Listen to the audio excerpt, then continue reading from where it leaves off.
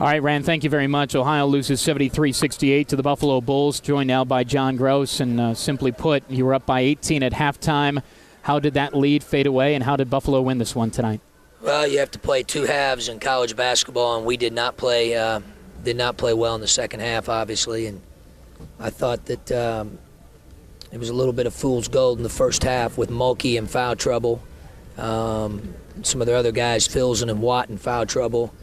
And then those guys were able to impact the game at a really high level in the second half. And I thought our attention to detail on some scouting things in regard to their three-point shooting was poor.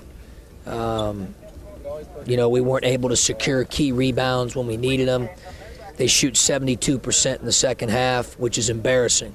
It's disheartening. So 64% from three. We leave Filson as many times as we did. And at some point, we switched up our man-to-man a couple times. We played zone. We did different underneath out-of-bounds defense and throughout the course of the game to try to keep them off balance. And, at the end of the day, at some point, you got to step up and make some plays, and you got to be a lot tougher than what we were today.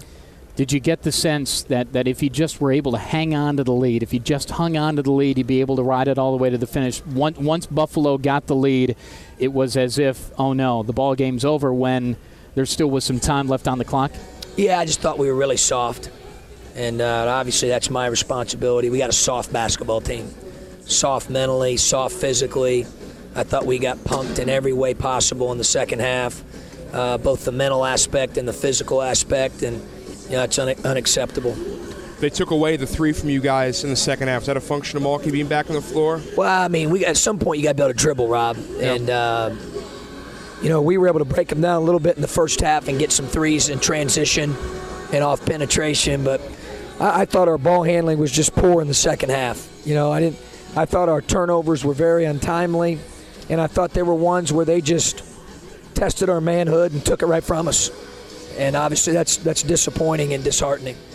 Offensively, it did seem like a breakdown in a lot of areas where it just seemed to be out of sorts. Nothing seemed to work. Once things started to fall off, everything started to fall off, from where guys were supposed to be on the floor and they weren't there, and getting up in the air and throwing passes when you're up in the air. There are just multiple things, fundamental things that I know you preach, that just weren't executed today. Yeah, we had a couple, two or three jump passes there in the second half that you're alluding to. It's just, it's just a poor decision. It's an awful decision. It's a bad play. It's a soft play. You make enough of those plays, you get beat.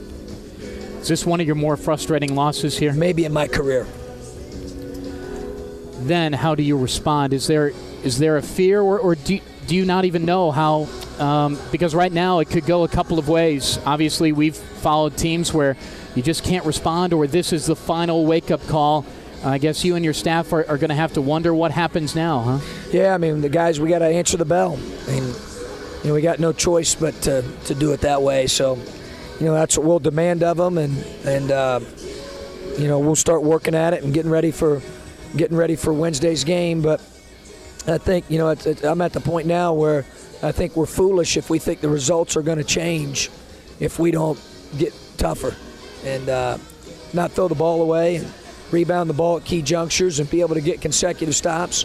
That's what good teams do, and right now we're not doing that well enough. Certainly didn't do it today well enough, especially in the second half, and you saw the result.